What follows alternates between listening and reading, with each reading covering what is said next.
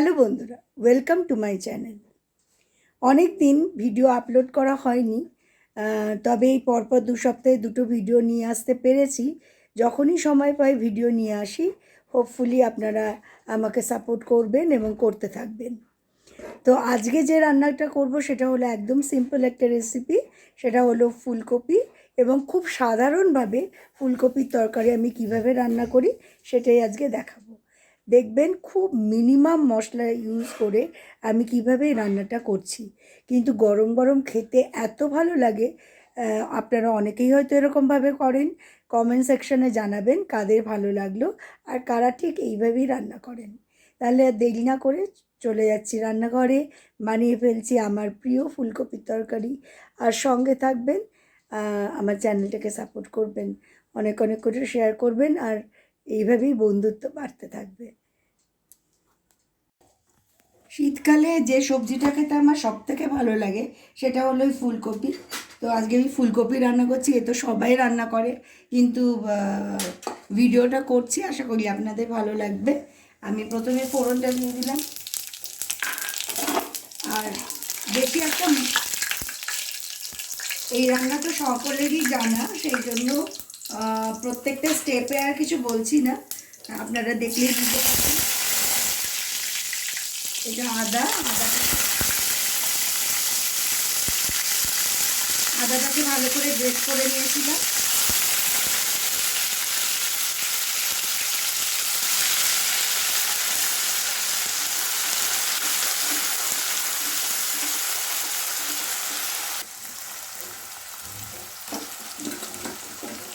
আলুগুলো তো জলে ভিজিয়ে রেখেছিলাম কেটে।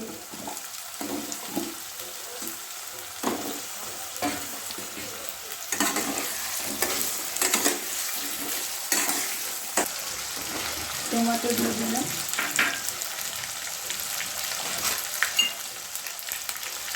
হলুদটা আগে থেকে দিয়ে দিচ্ছি, একটু লবণও অ্যাড করে দিচ্ছি যাতে আলু টমেটোটা নরম হয়ে যায়, আলুটা যাতে একটু সফট হয়ে যায় ভালো করে। 1 চামচ ধনে গুঁড়ো নিয়েছিলাম আর 1 চামচ জিরে গুঁড়ো, হলুদ আর একটু দিয়ে দিলাম, লেগে যাবে আর কি যেটুকু দেওয়া হয়েছে।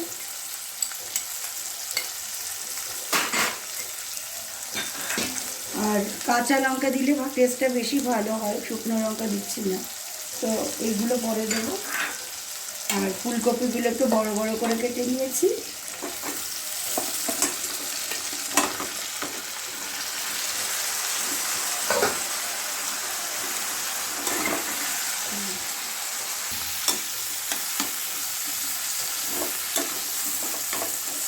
আমি তো রান্না করার সময় খুব কম পাই, মানে এত বেশি কাজের চাপে থাকি। যখন রান্না করি তখন আমার বৌমা ভিডিও করে দেয়, আপনারা ওকে চেনেন যারা আমার রান্না দেখছেন, সুপর্ণা।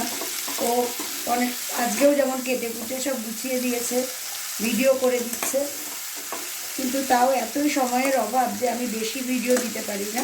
তাই ভিডিওগুলো ভালো লাগলে একটু শেয়ার করবে আর কমেন্ট করবে, তাহলে আর একটু রিচ বাড়তে সাহায্য করবে। সামান্য অল্প একটু চিনি দিয়ে দিচ্ছি, স্বাদটা যাতে অ্যাডজাস্ট হয়ে যায়। আর এবার একটু একটু ভালো করে ফুলকপির ফ্লোরেটসগুলো ভালো করে ভাজা হয়ে গেলে তারপরে এর মধ্যে পরিমাণ মতো জল দেবো। একটু গরম জল দিলে শীতকালে ভালো হয়, এবং কিন্তু খুব বেশি রাখি না, মানে পরিমাণ মতো জলটা বুঝে দিতে হবে।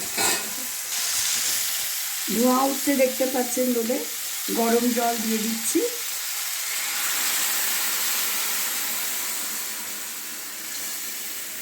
মানে ফ্লোরেটসগুলো যাতে মোটামুটি একটু ডুবে ডুবে থাকে, তাহলে এটা বয়েলড হতে ভালো হবে আর কি, না হলে তো বয়েলড হবে না।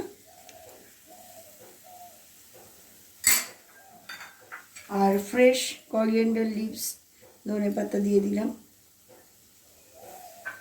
আর যে লঙ্কাগুলো কেটে রেখেছিলাম ওগুলো দিয়ে দিলাম, মিশিয়ে দেবো।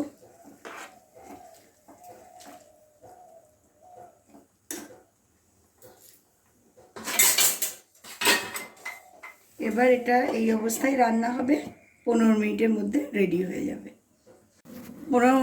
15 মিনিট পর ফিরে এলাম। রান্না দেখেই বোঝা যাচ্ছে যে একদম রেডি হয়ে গেছে। আর দেখুন একদম সিম্পল ওয়েতে, উইদাউট রেড চিলি, একটা এত সুন্দর স্মেলটা বেরোয় এই টাটকা ফুলকপির, যে খেতে খুবই ভালো লাগে। হোপফুলি আপনাদের ভিডিওটা ভালো লাগবে, এবং এরকম করে রান্না কারা করেন আর খেতে কেমন লাগে অবশ্যই আমাকে জানাবেন।